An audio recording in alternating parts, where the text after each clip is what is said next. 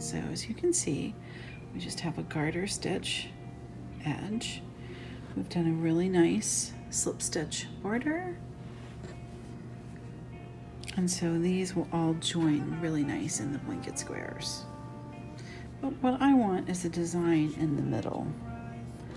And I'm going to show you my test pattern. See how I have these really cute hearts that are like in the middle of my stockinette? I'm going to show you how to do that. To get our pattern into the middle of the knitting, we're going to use a technique called duplicate stitch, which is basically embroidery over top of our knitting. And we need to have a couple of things going for us to have this work out. The first thing is that our stitching is going to occur on stockinette, so it has to be stockinette for this to work out. And what you're basically doing is you are following the little V's of the stockinette and you're laying these stitches right on top of the original knitting. To do this, we most oftentimes follow a chart, and I designed this particular heart chart that's available to you as a free download. So we're going to take this chart, and that's how we made this heart, and we're going to now put this heart onto this pattern of stockinette, and let's see how to do it.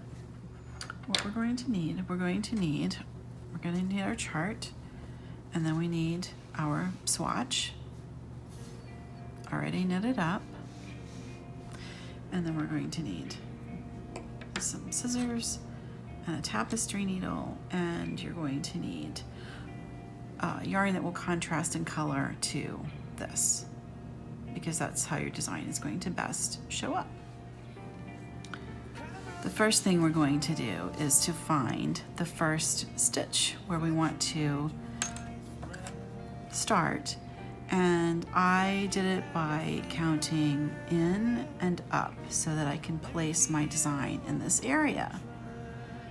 And then I just took the contrasting yarn and I just fished it under the legs so that it would sit there and mark.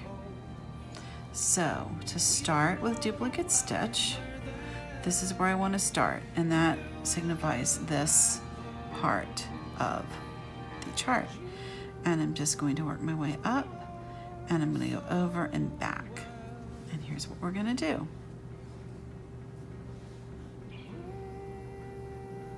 I'm going to come in,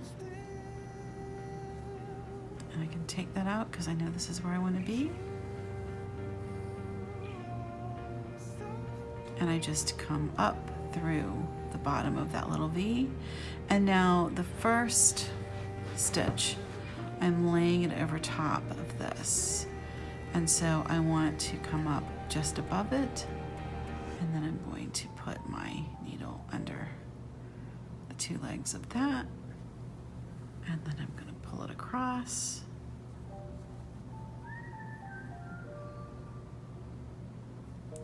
And then I'm going to go back down where I came.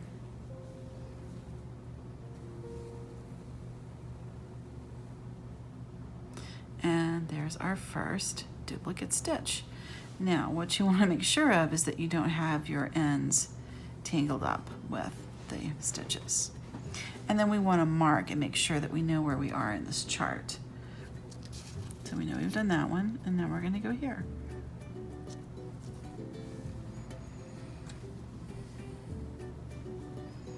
And we're going to come up right here.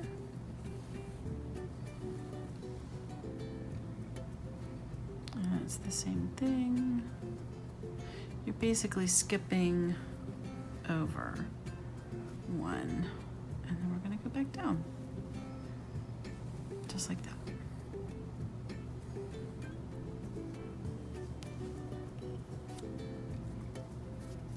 And then our next row, we have 3. So I'm going to come up just over here.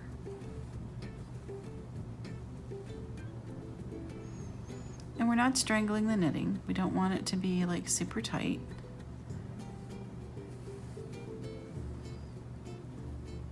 We want it to have a little bit of give.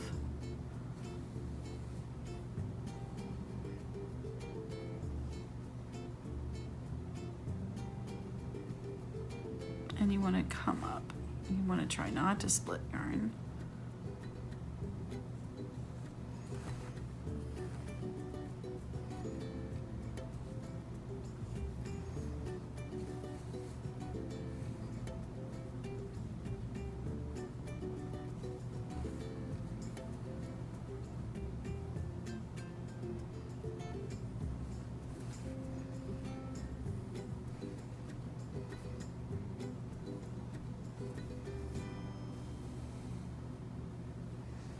And there we are. And then we move it up. And now we have 5. So I'm going to come up.